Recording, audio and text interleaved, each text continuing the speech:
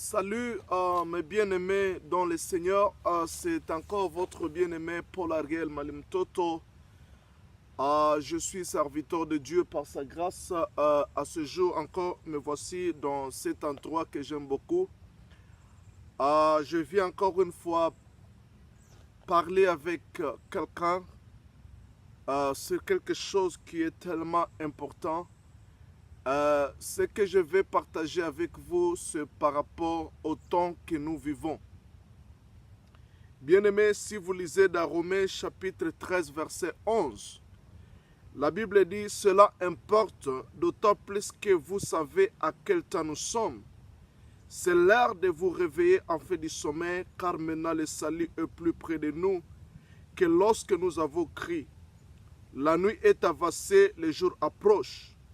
Dépouillons-nous donc des œuvres des ténèbres et revêtons les armes de la lumière. Marchons honnêtement comme en plein jour, loin des excès de l'ivrognerie, de luxure, de l'impudicité, des querelles, des jalousies. Mais revêtez-vous du Seigneur Jésus-Christ et n'ayez pas soin de la chair pour satisfaire le covatuse. » Ici, là où nous venons de faire la lecture, il s'agit de Paul qui s'adressait à l'église de Rome.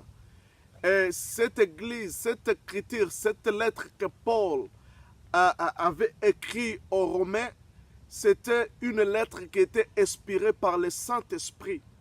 Voilà pourquoi cette épître, cette lettre nous concerne aussi en tant qu'église de ce soir, l'église qui vit maintenant à ce temps que nous vivons. Et l'apôtre Paul s'adressait à une église qui a la connaissance. Et l'apôtre Paul dit ceci, cela importe d'autant plus que vous savez, cette église avait la connaissance, cette église avait le savoir. Et il dit ceci, vous savez à quel temps nous sommes. Bien-aimés dans le Seigneur, il est tellement important de savoir à quel temps nous sommes. Prophétiquement, nous sommes à un temps qui est tellement critique. Bien-aimés dans le Seigneur, l'apôtre Paul dit ceci, cela importe d'autant plus que vous savez à quel temps nous sommes. C'est l'heure de nous réveiller. Bien-aimés, ce temps que nous vivons, c'est l'heure de nous réveiller. Souvenez-vous de l'histoire des 10 femmes vierges. La Bible dit que comme l'époux tardait, tous les 10 vierges sont assoupis dans le sommeil. Ils se sont endormis profondément. Mais à minuit, il y a une voix qui s'est fait attendre. Et cette voix avait dit, réveillez-vous, car l'époux arrive. Bien-aimés, nous sommes à ce temps-là où l'époux est au point d'arriver. Nous sommes au temps où Jésus-Christ est au point de revenir. Voilà pourquoi Paul dit ceci, à cette heure que nous vivons, c'est le temps de nous réveiller en fait du sommeil. Car le mari qui est Jésus, l'époux qui est Jésus, il est prêt à venir récupérer son église. Il est prêt à venir prendre sa femme. Bien-aimé, l'enlèvement de l'église est proche. Quoique les hommes peuvent tomber dans la distraction, quoique les gens peuvent méfier cet enseignement, quoique les gens peuvent négliger cet enseignement, quoique les gens peuvent défier cet enseignement, quoique les gens vivent comme si l'enlèvement n'existe pas, laisse-moi vous dire, en tant que prophète du Seigneur, que le retour de Jésus-Christ est à la porte. L'heure que nous vivons, c'est l'heure de nous réveiller à faire du sommeil, car l'époux est à la porte et il arrive très bientôt. Bien-aimés dans le Seigneur, Paul dit, réveillez-vous en fait du sommeil, car maintenant là que je vous parle, le salut est plus près de nous que lorsque nous avons cru. Le salut dont on parle ici, c'est le salut dans sa troisième dimension, parce que notre salut a 3 dimensions. La première dimension, nous le recevons quand nous recevons Jésus. Quand nous recevons Jésus, nous sommes sauvés. Deuxième dimension, c'est lorsque nous sommes sanctifiés. Quand nous nous sanctifions du jour au lendemain, c'est aussi notre salut. Tu étais dans tel péché et tu te débarrasses de ce péché. Tu avais cette faiblesse. Quand tu te débarrasses de cette faiblesse, bien-aimé, tu es en train d'être sauvé du jour au lendemain. Mais il y a l'autre salut qui est le dernier salut, qui est la perfection. C'est lorsque nous quitterons ce corps pour entrer dans la gloire. C'est lorsque Christ viendra prendre son église. Et bien aimé, ce salut-là, le retour de Jésus, le temps où l'église, l'événement, le grand événement que le monde n'a jamais connu est au point d'arriver. Bientôt, nous allons être enlevés. Bientôt, l'église va rentrer à la maison. Bientôt, l'église va aller à la rencontre de son époux. Bientôt, l'église sera prise. Bien aimé, que tu le veuilles ou pas, l'église est au temps de sa fin. Bien-aimé, notre temps sur la terre est à sa fin. Bientôt, l'église épouse de Jésus va être enlevée. Voilà pourquoi, bien-aimé, nous devons faire attention. Nous devons nous réveiller du sommeil. Parce que les gens sont tombés dans le sommeil de la distraction. Ils méprisent les choses saintes. Les gens vivent dans les péchés. Les gens courent après les convoitises de la chair, après les convoitises du monde, après les convoitises. Les gens vivent dans l'impudicité, dans l'adultère, dans l'amour du monde, dans l'amour de l'argent. Bien-aimés dans le Seigneur, ils oublient que nous sommes au point d'être enlevés. Bien-aimés dans le Seigneur, l'argent est bon si tu l'utilises dans le bon sens. L'argent, c'est notre partage en tant qu'enfant de Dieu. Mais bien aimé, nous ne devons pas courir derrière l'argent. C'est l'argent qui doit courir derrière nous. Car la Bible a dit ceci: j'ordonnerai à toutes ces bénédictions de vous suivre. L'argent, la prospérité, la gloire, la guérison, toutes ces choses-là, ce sont des bénédictions qui nous suivront dans la marche. Mais bien aimé, nous ne devons pas courir derrière ces choses. Sinon, nous allons tomber dans les pièges de l'ennemi. L'apôtre Paul continue à dire ceci: la nuit est avancée, les jours approchent. Bien-aimé, je suis en train de parler sur l'état prophétique que nous vivons. La nuit est avancée. Bien-aimé, l'Église est en train de traverser une nuit prophétique.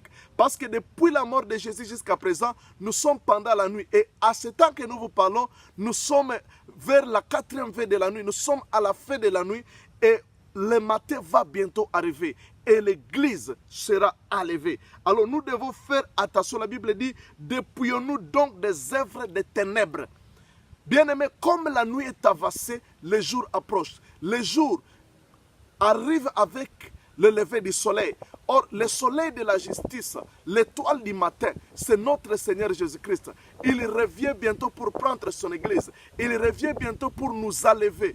Bientôt, nous allons rencontrer l'étoile brillante du matin, le soleil de la justice qui est Jésus. Alors, la Bible dit: comme la nuit est avancée, nous devons nous dépouiller donc des œuvres des ténèbres. Nous devons nous dépouiller des œuvres des ténèbres, bien-aimés dans le Seigneur. Dépouillons-nous du mensonge, dépouillons-nous des vols, dépouillons-nous de l'escroquerie, dépouillons-nous des divisions, dépouillons-nous des critiques, dépouillons-nous de tout ce qui ne plaise pas au Seigneur. Dépouillons-nous de tout ce qui n'est pas agréable au Seigneur. Dépouillons-nous de tout, de l'ivrognerie, dépouillons-nous de l'adultère, dépouillons-nous de tout ce qui n'est pas en accord avec la parole de Dieu, et revêtons les armes de la lumière. Bien-aimés, les armes de la lumière, c'est la justice, c'est la crainte de l'Éternel, c'est la prière, c'est la foi. Nous devons nous vêtir des armes de la lumière, car bientôt le Seigneur va arriver. Marchons honnêtement. L'honnêteté a disparu. Bien-aimés, l'honnêteté a disparu dans la vie de beaucoup de chrétiens. Beaucoup de chrétiens vivent dans la malignité. Beaucoup de chrétiens ont perdu le sens de la chrétienté. Bien-aimés, nous sommes ici aux États-Unis. J'ai été au Kenya. Beaucoup de gens ont perdu, surtout dans des grandes villes. Beaucoup de gens ont déjà perdu les vertus chrétiennes. Les vertus chrétiennes, ils vivent comme si la vie c'est normal. Bien-aimés, faisons attention. Dieu ne nous jugera pas selon la loi des pays. Dieu ne nous jugera pas selon les constitutions des pays. Si aujourd'hui les constitutions mondaines autorisent toutes sortes de choses, ils autorisent des choses qui ne sont pas en accord avec la parole. Bien-aimés dans le Seigneur, Dieu ne nous jugera pas selon la constitution des États-Unis, il ne nous jugera pas selon la constitution du Congo, du Kenya ou du monde, mais Dieu nous jugera selon sa parole. La Bible dit que cette parole que je vous annonce, c'est celle qui vous jugera à ce jour-là. Alors faisons attention, la Bible dit: marchons honnêtement. Bien-aimés dans le Seigneur, Soyons honnêtes dans notre vie quotidienne. Soyons honnêtes avec votre patron. Soyons honnêtes avec votre mari. Soyons honnêtes avec votre femme. Soyons honnêtes avec dans vos affaires. Soyons honnêtes, bien-aimés dans le Seigneur. La Bible dit, marchons honnêtement comme en plein jour. Bien-aimés, l'honnêteté a disparu dans la vie des chrétiens. Bien-aimés, la Bible dit, loin des excès de l'ivrognerie. Évitons les excès de l'ivrognerie. Bien-aimés, aujourd'hui, des pasteurs sont devenus des ivrognes. Aujourd'hui, des chrétiens sont devenus des ivrognes. La Bible dit, loin des excès de l'ivrognerie, de la luxure et de l'impudicité, des querelles et des jalousies. Bien-aimés, la jalousie, c'est aussi un péché. Tu jalouses ta femme et tu la suspectes, quoi qu'il n'a rien fait. Tu jalouses ton mari, tu jalouses ceux qui prospèrent et ceux qui réussissent. Tu vis dans les jalousies. Bien-aimé, la Bible dit, mais revêtez-vous du Seigneur Jésus. Et n'ayez point soin de la chair pour satisfaire de convoitises. Revêtez-vous du Seigneur Jésus. Jésus, c'est la parole. Nous devons nous vêtir de Jésus, qui est la parole. Voilà un peu le message que je voulais te dire. Jésus est à la porte. Jésus revient bientôt pour prendre son église. Et nous devons faire attention. Nous devons nous réveiller. Nous devons nous vêtir. La conclusion de Paul dit, revêtez-vous du Seigneur Jésus. Jésus, c'est la parole. La Bible dit qu'au commencement était la parole était avec Dieu, la parole était Dieu, cette parole est venue parmi les hommes. Et à tous ceux qui l'ont reçu, il leur a donné le pouvoir de devenir enfants de Dieu. Bien-aimé, cette parole, c'est Jésus.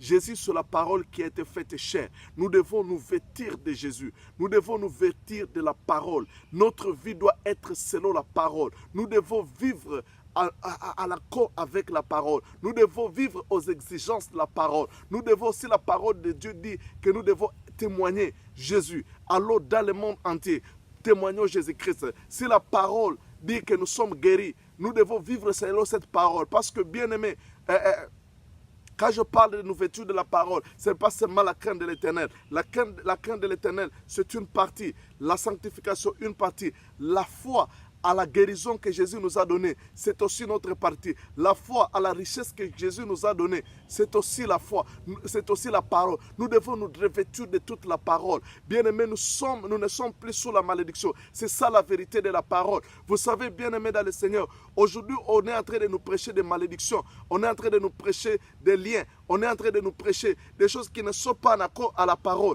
Mais revêtons-nous de la parole. Revêtons-nous des promesses de Dieu. Vivons selon la parole de Dieu. Soyons honnêtes. Soyons honnêtes avec Dieu. Soyons honnêtes avec sa parole. Que Dieu te bénisse, bien-aimé. Et enfin, je vais terminer en vous disant ceci. Mais bien-aimé, j'avais eu un rêve. Et ce rêve-là, je l'avais eu il y a de cela, je crois que maintenant c'est environ 18 ans depuis que j'avais eu ces rêves. Ces rêves-là, qu'est-ce que j'avais eu?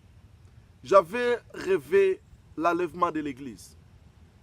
J'étais encore chez nous, j'étais encore nouvellement chrétien. Ça faisait de cela, je pense, 1 année ou 2 ans après mon salut. Et le Seigneur m'a montré l'église en train d'être enlevée. Et dans ces rêves-là, beaucoup de gens avaient resté. Beaucoup de gens avaient resté. Et j'avais vu des gens avec des foulards qui étaient vêtus vraiment de manière décente, avec pudeur, avec modestie. Mais ils sont restés, ils n'ont pas participé à l'enlèvement. Alors, quand on a été enlevé, moi aussi j'ai été enlevé, mais l'ange qui me portait m'a suspendu dans les airs. Il m'a dit, laisse-moi te montrer quelque chose. Et je vis des gens qui avaient des foulards aller fuir dans un endroit, commencer à prier en disant, Seigneur, s'il y a encore un deuxième tour, fais le deuxième tour, Seigneur, pour nous. Seigneur, pourquoi tu nous as laissés? Pourquoi tu nous as oubliés? Ils ont commencé à intercéder pour qu'il y ait un deuxième tour de l'enlèvement. Qu'il y ait un deuxième tour, que Jésus vienne le prendre. Et la voix s'est fait attendre dans les cieux qu'il n'y a pas le deuxième tour. Et j'ai vu de l'autre côté des myriades de gens qui sont restés. Le Seigneur m'a dit, ces gens-là savaient qu'ils vivaient dans le monde, pour eux, rester dans le monde, rater l'enlèvement, pour eux, c'est normal. Mais ces gens ici, ce sont des gens qui confessent le nom de Jésus, qui prient, les gens qui vivent, mais ils ne sont pas prêts, ils ne sont pas préparés. Alors, par là, quand je me suis réveillé, mon cœur a commencé à battre, c'était la nuit.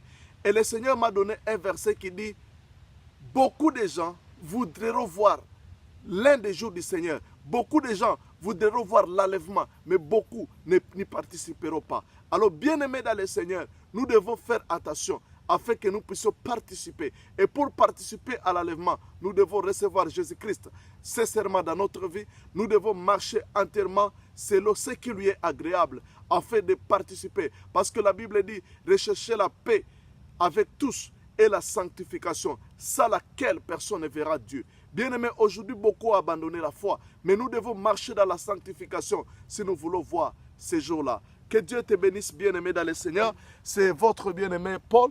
Ici, c'est mon endroit de retraite. J'ai toujours venu ici pour partager la parole de Dieu.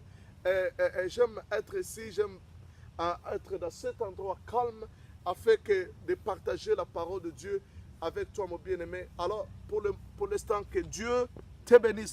Alléluia. Bye bye.